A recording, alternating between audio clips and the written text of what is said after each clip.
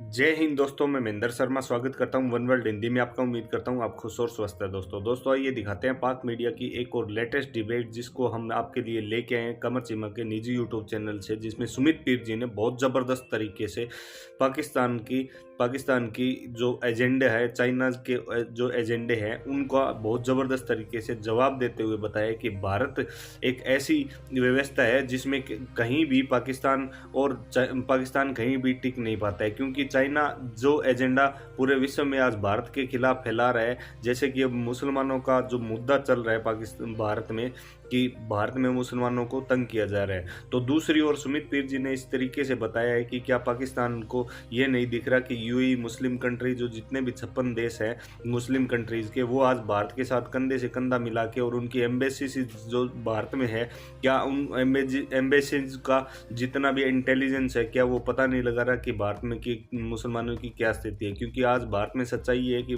मुसलमानों का कंधे से कंधा मिलाकर भारत का विकास करने में और जो योगदान है वो पूरा विश्व देख रहा है, और भारत की सेकुलर छवि इतनी ज़बरदस्त बनी हुई है कि अब इसका कोई तोड़ ही नहीं है। तो कहीं ना कहीं आज सुमित पीर ने कमर चीमा की बोली बंद कर दी और उसके एजेंडे को बिल्कुल तोड़ दिया। तो दोस्तों देखिए डिबेट और कमेंट में अपनी प्रतिक्रिया जरूर दें। लास्ट में आपसे रिक्वेस्ट करूँगा, चैनल पर नए हैं तो चैनल को सबसे पहले सब्सक्राइब कीजिए, लाइक शेयर कमेंट जरूर कीजिए। दोस्तों जय हिंद, वंदे मातरम, भारत माता की जय। दोस्तों तरक्की उनकी जो है वो कदम चूमती है, ये हकीकत है। और अगर इंडिया के लोगों ने जो एफर्ट की है, obviously you are getting the benefit out of that. लेकिन दो क्वेश्चन जी, एक ये है कि आप सऊदी अरब से तो बड़ा अच्छा गुडी गुडी हो गए हैं, ईरानी शियों से गुडी गुडी हो रहे हैं। आप कह रहे हैं जी कि हम तो, हमारा तो सबसे बड़े अच्छे ताल्लुकात है, बहुत अच्छी बात है। मैं तो इसको, आज मैंने यूएई पे जो आपकी जो $100 बिलियन पे ट्रेड लेके जाने की, मैं उस पर भी बात करता हूँ आपको। मैं तो उसको बड़ा जो है वो एनालिटिकली व्यू की, और मुनासिब बात है, जो अच्छा काम कर रहे हैं और इस वक्त कैपेसिटी करना चाहिए। सिर्फ दो क्वेश्चन है ना। देखिए, एक क्वेश्चन ये है कि एक आपके खिलाफ प्रोपेगेंडा हो रहा है। आप कह रहे हैं जहां जहां पे इकोनॉमिक जोन बनेंगे वहां पर भी बातें हो रही हैं। आप सिर्फ एक लाइन लिख दें गूगल के ऊपर, मुस्लिम सिचुएशन इन इंडिया, तो सबसे पहले आता है जनाब council on foreign relations, India's Muslim and increasingly marginalized population. फिर आती है New York Times, India's treatment of Muslim erodes its moral high ground. फिर आती है Al Jazeera, expert warns of impending genocide of Muslims in India. फिर आपका अपना times आता है, टाइम्स आता है। फिर इस तरह foreign policy magazine, foreign policy आता है, why India's Muslims are in grave danger.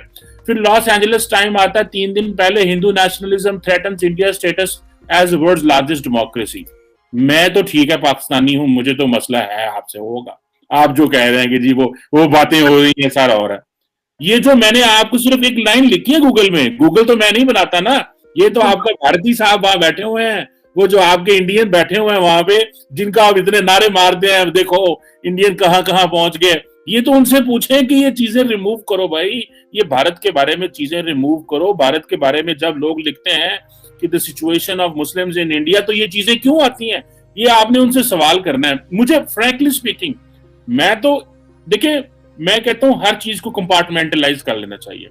एक तरफ इंडिया तरक्की कर रहा है, एक तरफ इंडिया डिफेंस में जा रहा है, एक तरफ बीजेपी राइज कर रही है, लेकिन दूसरी तरफ मुस्लिम्स के साथ क्या है, सिखों के साथ क्या हुआ, ये प्रॉब्लम्स होते हैं, हर मुल्क में होंगे। ये नहीं है कि इसकी वजह से इंडिया तरक्की नहीं करेगा।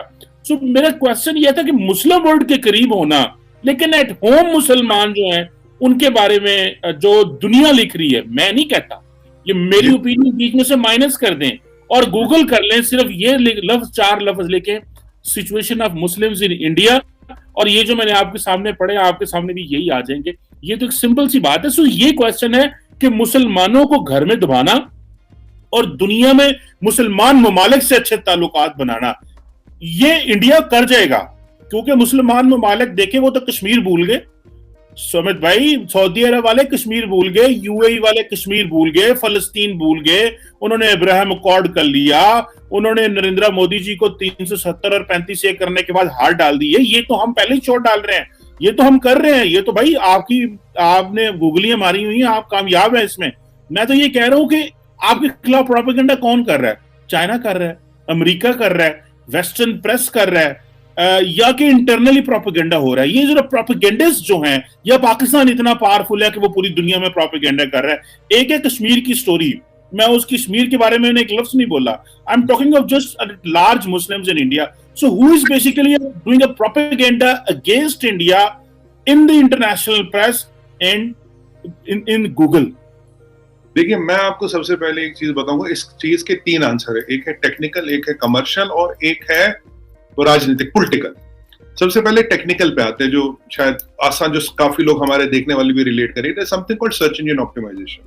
अगर मैं आज चाहूं, मेरे पास थोड़े बहुत पैसे, I can trend Qamar Cheema next prime minister of Pakistan, और मुझे 24 घंटे दे दीजिए, कुछ $30,000 दे दीजिए, मैं सब सोशल मीडिया पे ट्रेंड करवा दूंगा, ट्रेंड चलवा दूंगा, हैशटैग चलवा दूंगा. $30,000 लगेंगे, ज्यादा नहीं लगेगा. 24 घंटे का टाइम दे दीजिए. आजकल के टाइम में search engine optimisation, search SEO करके 2 टेक्निक्स होते हैं, जिससे हर एक की वेबसाइट ऊपर आती है, राइट? तो ये अगर कोई भी अपनी वेबसाइट कोई भी एक सर्च में ऊपर आता है, 10 हजारों सर्चों में सबसे ऊपर आता है, क्योंकि गूगल के पैसे कमाए इस पे जाते हैं, पहली बात. दूसरी, अब आपका दूसरा टेक्निकल पार्ट. अब हम जैसे वॉशिंगटन पोस्ट की बात करते हैं. वॉशिंगटन पोस्ट को ओन कौन करता, चीमा साहब? वॉशिंगटन पोस्ट को ओन करता जेफ बेजोस. ठीक है जी. उसके इंडिया में बड़े इंटरेस्ट है, पीछे कुर्ता उर्ता पहन के आया था, यहाँ किसी ने खास पूछा नहीं. दूसरा, मार्क जकरबर्ग का सबसे बड़ा मार्केट इंडिया है. और आपने देखा हो, जो फेसबुक का जिसने लीक दिया था, लेडी ने, जिसको यूएस सेनेट ने भी टेस्ट किया था, उसने कहा hate sells number 1 on Facebook.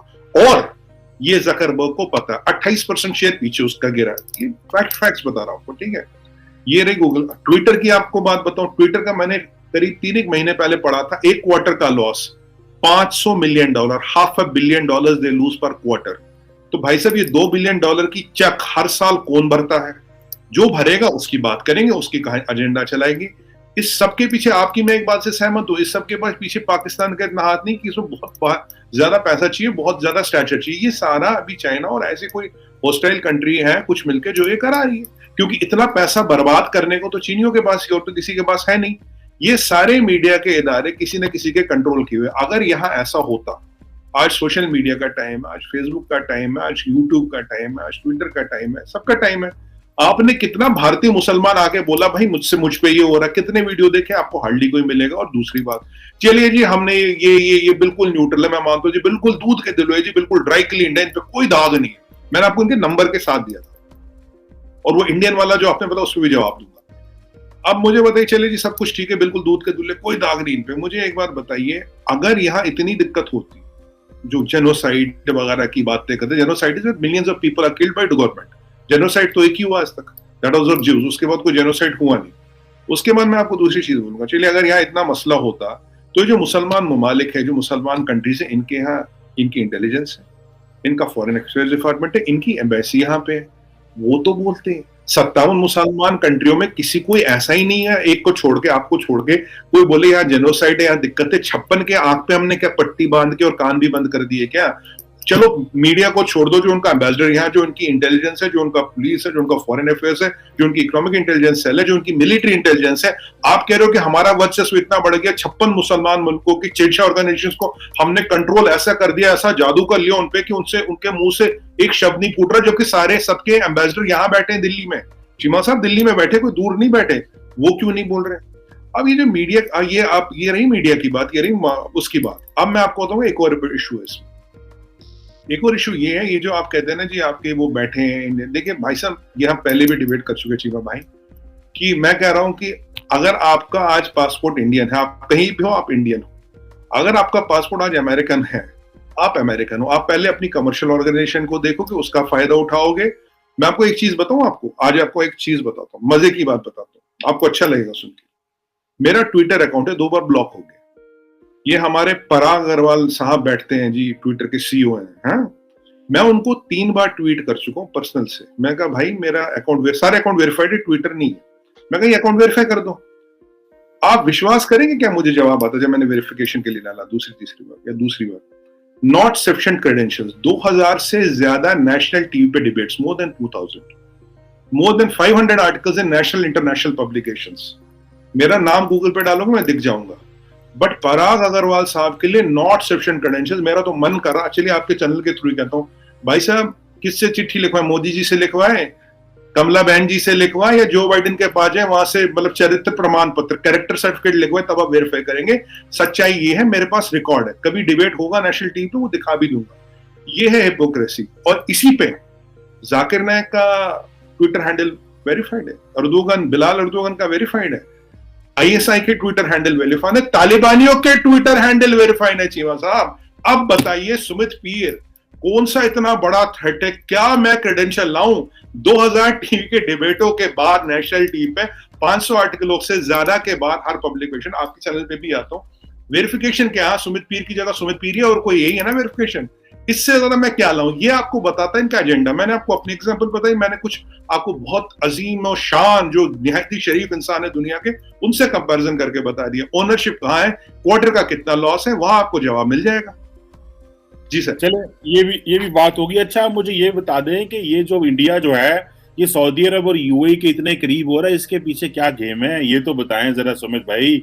अभी पहली दफा सऊदी लैंड फोर्सेस के चीफ इंडिया आए थे, ये यूएई के साथ आप मुआहदे कर रहे हैं। भारतीय आर्मी चीफ जो है नरवाने साहब, वो सऊदी अरब और यूएई के पिछले साल विजिट कर रहे थे। ये क्या लॉजिक है?